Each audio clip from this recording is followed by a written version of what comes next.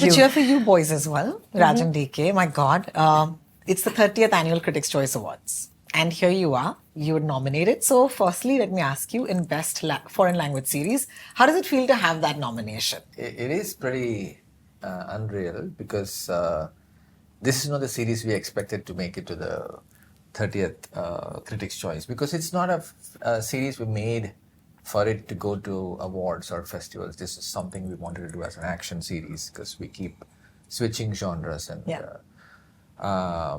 But I can see that the landscape, the actionscape that's out there is so high tech and so tech driven and so futuristic that something grounded, something more humane reached to a lot of people, made some impact. So that's how I'd like to see it, because otherwise we were like, oh, wow, that's pretty cool. We would have loved it for The Family Man. We would have loved it for another series. But this one was interesting because we tried to understand the idea behind it. Yeah, let me just quickly remind you who the co-nominees are. And no pressure, guys. But you're up there against Acapulco, La Macaina, The Law According to Lydia Poet, My Brilliant Friend, Pachinko, Senna, and Squid Games. Yes. No pressure, I'm sure. Yeah, no, there's absolutely no pressure on us. We're not the ones giving the award. We just have to turn up wait there. And watch. Yeah, just look good, turn up there. Yeah. Enjoy the Yeah. evening. Yeah, I enjoy think, the I evening. think, through these conversations, what I'm feeling very strongly is that India is truly having a moment on the global stage. Yeah. And I think that is why this table is so special, because, oh my God, this is what, I don't know if we ever set out to do this, but here we are. So congratulations, all of you. I'll start with the three of you first, because now you're 2 seasons in, you're making your third. So my question is that, do you wait for each other to surprise the other? Or is there more discussion and there are no surprises anymore? We don't discuss at all, I think. Oh, really? We just give the call time. And he also keeps keeps his cards very close to his chest, right? Even when we're doing a reading or discussing, kuch bolte nahi, ha. Because I think he waits for the camera to roll to actually do something and then surprise. I think that's just the way he operates. And now we're used to it also. So these days, what has happened is, even when writing the role, even when visualizing it and everything, we don't really think much about what Manoj is going to do. Wow. Because we know he's going to do something, it will be good. So there is not much prep or discussions that happen. We are like, this is it, broad outlines, and then let's see what happens. So then next thing he goes there. So the thing is, what happens that, when you are collaborating on a long run season, it's 9 episodes. The first one was 9 episodes, right? The second one was 8 episodes. And now we are, today when we are shooting this, we are in 10 days we'll be finishing the third season, right?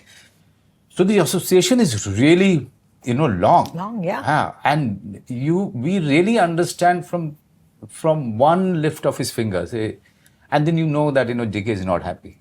Okay, so okay, DK, what's the problem? I think that line you should not say. So immediately that that my directors they don't need to say much. You immediately understand from their body language. But there is always that much of trust is there that I can do what I think is right in the running shot. And if they're liking it, they will keep the best of it and they will take out the not so good. Wow.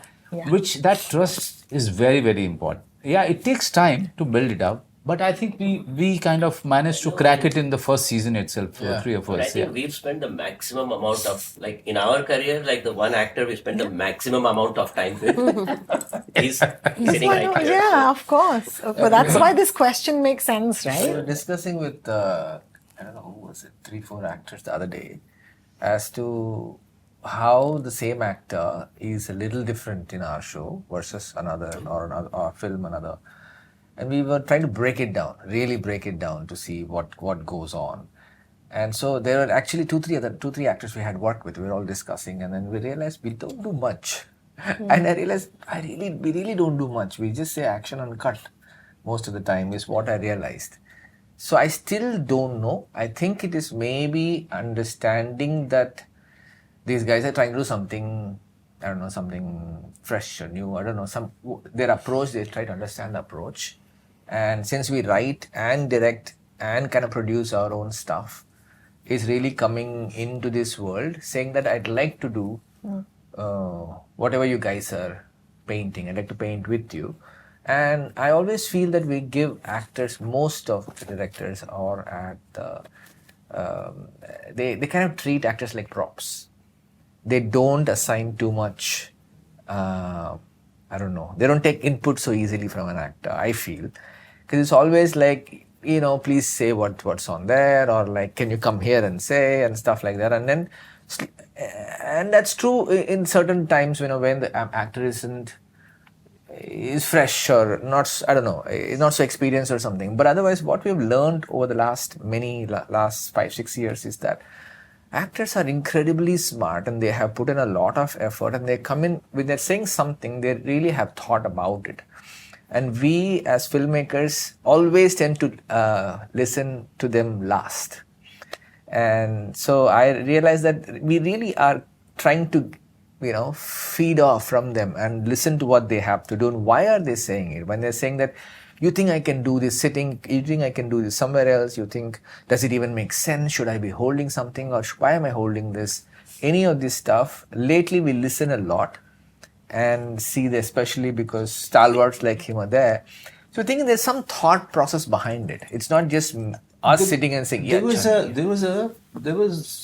reading this article in some magazine, you know, American magazine, where it was, somebody has said that the actors and directors work very well if the actor has a sense of writing and a sense of direction. They work very well together. If an actor is only come from a very wrong place when he's suggesting in collaboration, he's very wrong place, how he's looking, how his hair is falling, then the collaboration is very difficult. Collaboration is always better when directors have some kind of a respect for the actor, that he's coming from the right place. He's understanding the writing, and he is understanding the importance of the dialogues of which is written there. Because see, at the end of the day, the writers have spent so much time writing a script, and the actor comes and says, "Sir, isko change kar sakte hain." But why? You know, so if once you understand the intention behind it, once you understand the intention behind, then the collaboration is far more pure and far long lasting. I don't know, somewhere I was reading this, that every good actor should have the sense of writing and direction. That's true. Yeah, That's true. Manoj likes to improv a lot, right? Yeah. And of course, like I said, he keeps it a surprise. Especially with us, he keeps it a surprise because he doesn't want to say it and start a discussion. So he'll be like, camera roll hone do, I'll do it.